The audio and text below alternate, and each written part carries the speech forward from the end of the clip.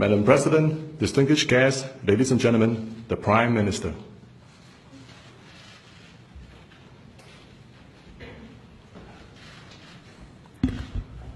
President Haleema Yaqoob and Mr. Muhammad Al-Habshi, Chief Justice, Excellencies and distinguished guests, ladies and gentlemen. We are here this evening to witness the inauguration of Madam Haleema Yaqoob as the 8th President of the Republic of Singapore. Madam President, congratulations on your election.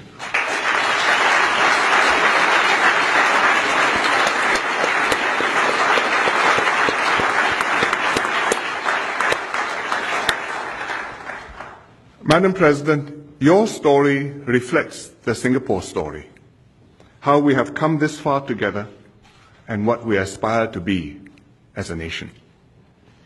You have overcome difficult challenges in your life. Your early years were of hardship and deprivation.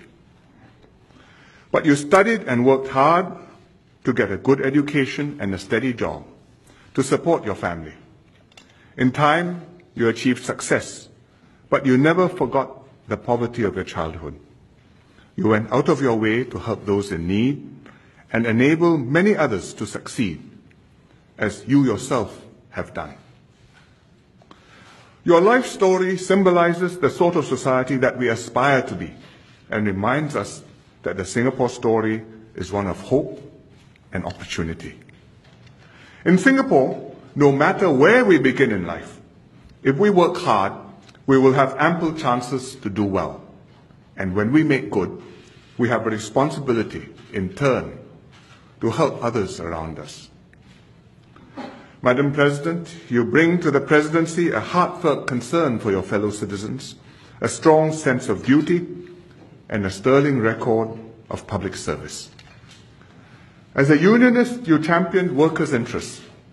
As a social activist and community leader, you cared for the underprivileged and groups in need of special help. As a Member of Parliament, you worked with residents to solve their problems and brought people together to build a community.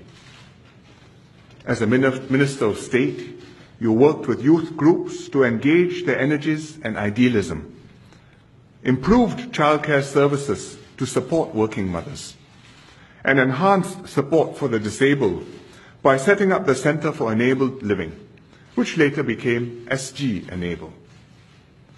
As the Speaker of Parliament, you were even-handed and fair to all MPs, encouraging robust debates on national issues while maintaining decorum and order in the House.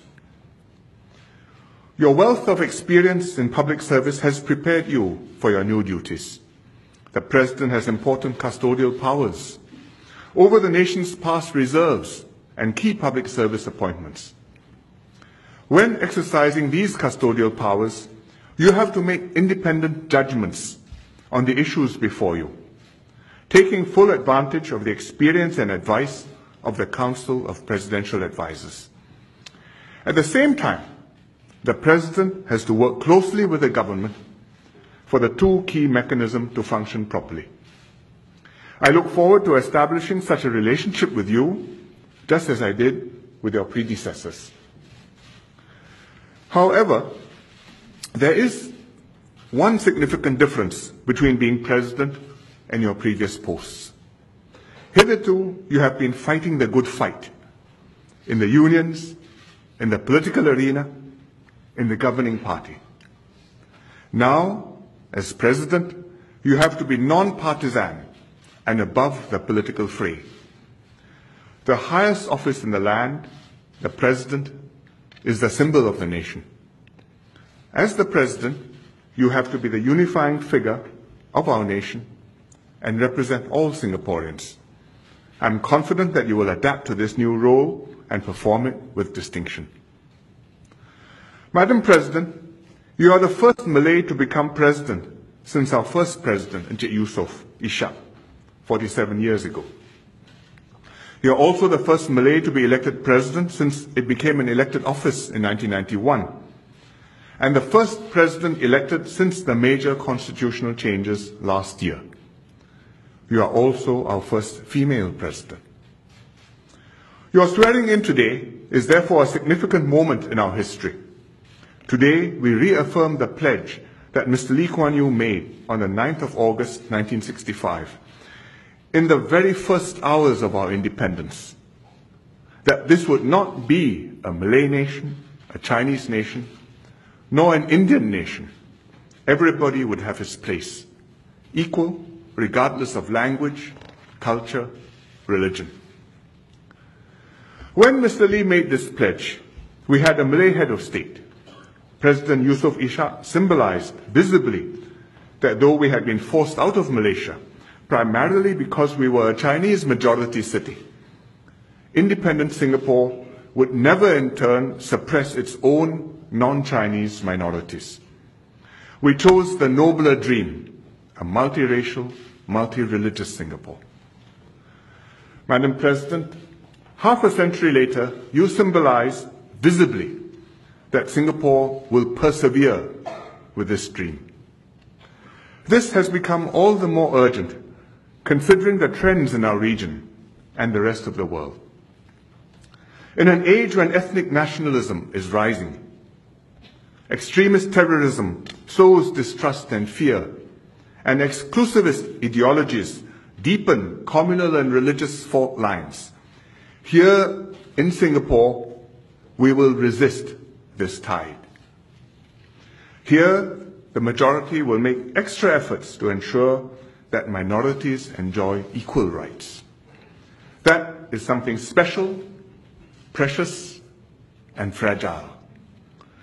That's why we make sure that Parliament always has representatives from all ethnic groups. And now we will regularly have a head of state, the symbol of the nation, who can look like President Benjamin Shears, who was a Eurasian, President S.R. Nathan, who was an Indian, President Tony Tan, who was a Chinese, and President Haleema Yaqoob, a Malay and a woman. Indeed, that was the compelling reason the government amended the Constitution last year. Madam President, Encik Yusof Ishak was President of all Singaporeans, regardless of race, language, religion, or gender. You too will unify all of us. You too will strengthen our sense of nationhood. You too will be our President. Thank you.